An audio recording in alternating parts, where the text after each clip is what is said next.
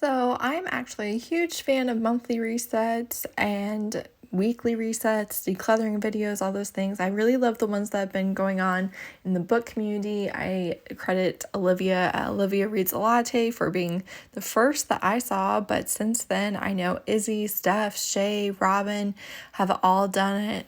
And I love watching their videos. I have not participated because it usually doesn't fit into my schedule.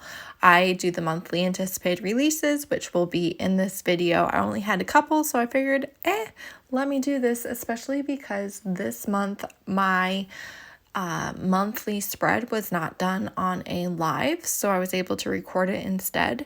If you live in an area that has distinct 4 separate seasons like I do, then you are familiar with the switching wardrobes for different seasons. Here in Pennsylvania, especially in the spring, you can go from shorts and a tank top back to a coat within the same week. So I put away the ones that are winter aesthetics, but I've kept plenty of warm options and also have some springier, cooler options as well. So if you saw my vacation vlog or caught my Instagram stories, you know that I met Izzy when I was on vacation last week, and she gave me a box of manga for me to read. And she's done this before, and obviously April is 30 and 30, so I'm hoping to get a couple in April. But then May is Asian and Pacific Islander Heritage Month here in the United States. And Jackie Lau is a Canadian Chinese queer romance author that I have read and recommended many times. Really love her funny, sweet, easy, low angst romances. And she is putting together a huge list. She's done this in years past as well, of Asian, I think it might be specific to romance authors, but I could be wrong on that. But definitely Asian authors with a book, preferably with an Asian character, but the book must be under $6 on ebook on Kindle. And she's doing a huge resource list for that. It will be on her website, and it is not going live until May 1st. So this video is coming out before that. So I will link to her website, but you will not be able to see the actual list until May comes around. So this is, an amazing option if you're looking for things to add to your TBR specifically for the month, and or if you just need more Asian authors in your general reading. I know that I personally will definitely be checking out the list and trying to find more things for my want to read list because it's looking a little flimsy right now. I won't even lie. So let's get started on the anticipated releases, shall we? The thing you're actually here for. On the 2nd, Mother's Day In by Lee Jacquot is coming out. This is another Hollow Knights novella, and this is steamy, kind of holiday influence, but the holiday content is not really prevalent in the book. This one is a older woman, younger man. They have a 10-year age gap. She is a single mom, and he is a lifeguard, which lifeguards don't do anything for me, but whatever. And he's possessive, and there's breeding kink. And I am really looking forward to it because I am loving this series. And then also on the 2nd, Changing Spaces by Karmen Lee is coming out. This is a sapphic, I don't know if it's Black love, but you can definitely count on BIPOC characters. And her mom owns a diner and now she owns it, and I don't know why there's been that switch. And then she's going to have a romance with her manager. So, food stuff. I actually do have an arc of this, but I don't know if I'm going to get to it before it comes out. And then on the 4th, For Her Protection by Dria Andersen is coming out. This is continuing the Knight Brothers series, but the next 2 books, then the final books in the series, are about their bodyguards. So he is one of their bodyguards, and then I'm sure I've been introduced to her character, but I'm not really sure, who she is. But he does get assigned to be her bodyguard. And I love bodyguard romances, and they are bear shifters also. Dria Andersen writes such good paranormal romance. It's low angst, it's low conflict, it's sweet, it's interesting, it's Black love. It's just done so well. I really, really enjoy it. Then on the 17th, Take a Hike by Mimi Grace is coming out. I don't know. I can't remember if I've read anything by this author or not, but I love the cover. I love the color story. It's so pleasing. And she inherits this like outdoors business, and he was trying to buy it. And of course, that creates conflict between them, and then they love each other and they run it together. We know how this ends. That doesn't mean it's not going to be fun to watch the journey to get there. So, and then on May 23rd, That Time I Got Drunk and Saved a Human, which is Mean Mishaps number 3 by Kimberly Lemming, is coming out. This was originally That Time I Drugged a Dragon, but Orbit didn't like the fact that drugged was in the title, so they changed it. And this is nothing against Orbit or Kimberly Lemming, obviously, but this is exactly the type of thing that makes me prefer indie books, because you don't have to censor anything to fit, what works for a large company and a large consumer base that maybe wouldn't have read your books any other way. I don't know. I prefer the freedom of indie books. I'm kind of wondering, I think that maybe the reason why it was in April anticipated releases is because that was the UK release date and it was never coming out in the United States then. I don't know. But the point is, it's coming out May 23rd. The title got changed. We have not gotten the actual cover yet. Everything is weird with this. I won't even lie. But I love this funny, easy, cozy fantasy romance series. Obviously, there's a lot of diversity in it, and that's great, but there's a lot of just fun ridiculousness, and that's awesome too. I will say the only book that I've ever given 5 stars is Mistletoe, which is the Christmas novella that I think a lot of people don't realize it exists because it's not officially listed in the series. And it's my favorite one. It's the best. You all should read it. You can definitely read it any time of year, and you should. So know that. But this one, the different titles are pretty self-explanatory. This is one of the dragons that we've already met. And I think one of the main character's friends. I don't remember. It doesn't matter. And then lastly, I'm sure everyone and their mother has heard of this, but on the 30th, Witch King by Martha Wells is coming out. I have decided to give up on Murderbot. I'm just not a sci-fi girl. I'm not. Any sci-fi book I read despite the fact that it's sci-fi, not because of. So I've decided to give that up. I'm going to try this one. However, I will get it from the library probably 2 years from now. You all know the drill and how I do. But this one is a fantasy book. I don't think that there's any romance. We have a witch king that was killed, and now there's somewhere entombed or put to sleep or something, and now somebody's trying to steal his power, and he's all like, what's happening? No. And found family, all that stuff. So we'll see, but I was really intrigued when I first heard of it, so I figured I will include it regardless. And then this has nothing to do with anything, but Abbott Elementary is over for the season, which is all very sad. However, The Great Season 3 is coming out May 12th on Hulu, and I'm so excited. I love this show. I love it so much. So I have like a fascination, which I have read all of them before Booktube, so I mention it from time to time, but you might not necessarily know this about me. But I loved reading biographies about powerful women in history, and specifically how we remember them. So think Cleopatra, Catherine the Great, Marie Antoinette, all of these women who kind of live in infamy for sex things a lot of times. But who was the real person? What was their actual political situation? All of that. So Catherine the Great is not a good person. However, she is someone that I have a lot of just kind of fascination by, because she kind of went against the odds and survived and took power in a court that was not her home and was not welcoming. And, there are still rumors about her that to this day is what most people know about her.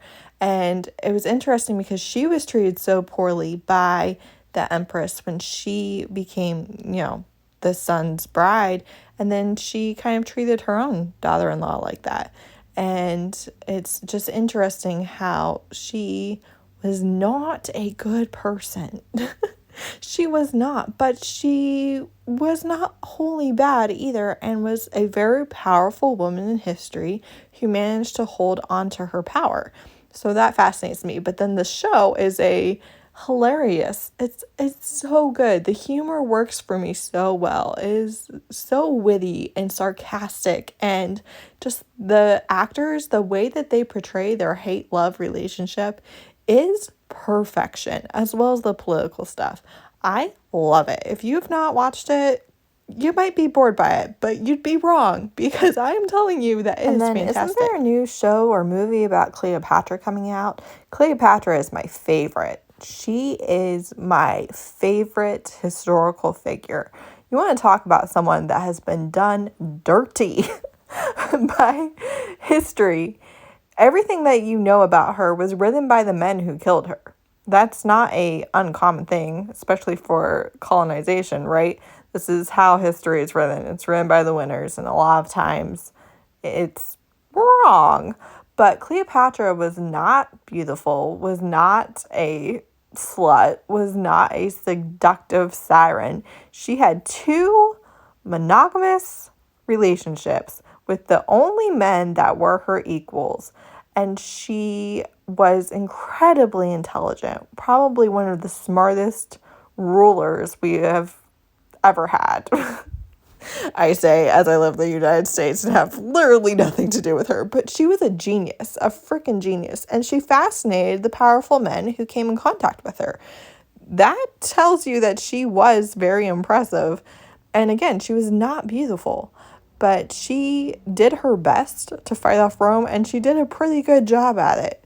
But I am really looking forward to whatever's coming out. I know there's a lot of murmurs about it, but I love Cleopatra. I love Cleopatra, and I want more people to know what a genius she was and how hard she fought to give her children a future, and then what happened to her children afterwards. So obviously the women that I mentioned, while having very common circumstances, are actually remembered by history. Maybe not accurately, maybe not kindly, but they are remembered by history. I would love if you would tell me some female historical figures that you have some media about. So a movie, a book, a documentary, a biography, whatever. It could be fiction based on their actual historical figure, kind of like Iron Widow, or it could be an accurate biography documentary about them. I would love to know, especially ones that are BIPOC or who just, like, if it weren't for colonization, we would know them. Hi! Surprise! Ray is here, which is very exciting. We met kind of close to my house, so. Yeah, really close. Surprise. Opposite sides of Pennsylvania. Yep, very far. Our goal is to drag this clip out longer than videos. Okay, you're being really dramatic right now, Heather. I don't know what the shine is, but it's doing something. But oh wait, yeah, no. So I'm taller. Everyone's taller than me, Heather. Ray's better looking. No, that's not true. Stop it. You smell really nice. Mr. Bookmark Chronicles. Would you like?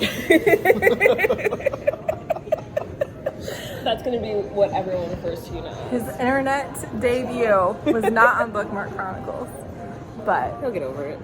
All right, I have a couple questions for you. What's your favorite romance? Why would you start with that one? You're welcome. I really enjoyed Sinful Vow. Okay, that was my recommendation. That was a Heather recommendation, of course. Have you read the second book? I did. Okay. I liked it. Not as much as the first one. Have you read the third book? No, I'm going to read that next month. Okay. Next question is, if you could complain about anything, what would it be? Booktube related? Sure. Book content in general. The current conversation floating around Book Talk about supporting problematic authors and Like, if you're gonna do it, then do it, but at the same time, don't get mad at people for calling you out when you know that they're problematic. Just say you don't care about the harm that's being done and go on with your day. Right. And just cultivate an audience that doesn't care either. And then that's what Booktube does. Literally. They're fine. Nobody gives a shit. Not at all. Because if you don't agree with them, you don't watch them. And if you do agree with them, you do. But also when you go out of your way to be like, well, I'm going to keep supporting this problematic author because I like their work, then of course people are going to come at you. You open yourself up for that. Right. And rightfully so. All right. Next, last question. When can we expect your boyfriend to become a regular on your channel? He has to make the move first, so that's on him. What say you, Mr. Bookmark Chronicles? When are you going to move to Philadelphia and become a regular on the channel? Oh, sometime. Let's give it the next few months. And as for a regular, that's on her. I would love to be in a video. Oh my god. He just wants to be Booktube famous, and Ray is standing in his way. We'll see. I'll think about it. All right. Has he ever read a book that you have recommended? That I have recommended, no. Wow. Yeah, what's the silent patient? Oh yeah, you did read The Silent Patient. Yeah, but I hate that book now after I reread it, so that doesn't count. You could do a rant video, the two of you. See, that's a great idea. Oh my god. Listen, I have a whole list of video ideas if you'd like to start your own channel. All right, that's it. We almost made it past Ray's limit. Bye. Oh, hush. Amazing, because my hotel was right next door. But they had two of the big exhibition spaces, which was huge. Do you recognize that booktuber by their voice? That is my question for you. They were keeping me company while I did this. So you saw in the middle of all this, I did journaling before and after. I met Ray and her boyfriend, and it was awesome. I was so happy to get to meet her, and hopefully we're going to get to see each other again at the beginning of the fall. So you can see that every single month I have all of my videos ready to go before the month has even started. I usually have at least 2 to 3 and sometimes more months ready to go. And if I change my mind, I swap out a post-it. If you have ever seen any of my planning videos, you know, which that's not really fair. I don't really do planning videos. But anyways, you know what my method is. I talk about it all the time. So I go ahead, I get all of the notes ready to go. I do all of the things ahead of time. And now I'm going to tell you about my May TBR, which, yes, I am a mood reader.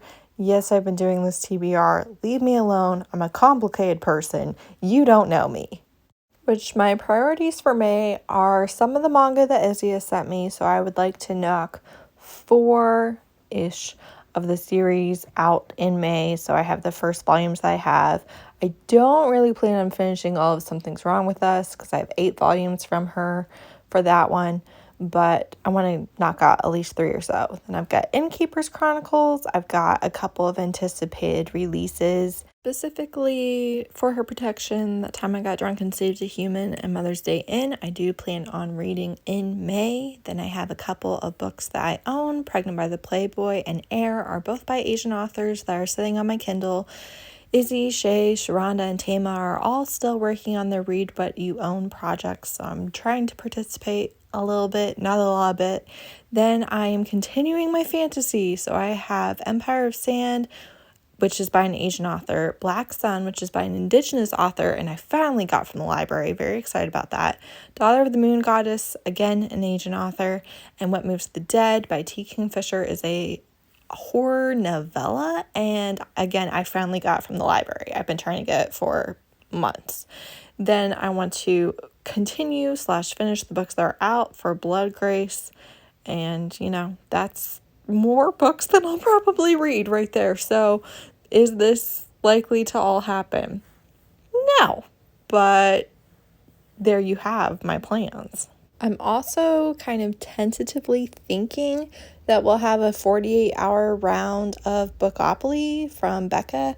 So I am hoping that that happens. And if it does, I want to participate in it. And that's it. That's all the things that I have planned for May. Obviously, there's more stuff that I get done after this video, but let me know if this is a thing you would ever want me to do again. I can guarantee you it is not a thing that I would be willing to do on a monthly basis. However, on some months where all of the stars align, I could do it, include my anticipated releases in the video, and have it be more than just the anticipated releases. I do like having anticipated releases be an easy, like 5-minute video, so we'll see. Let me know your thoughts, give me recommendations, all the things. Thanks for watching. Bye.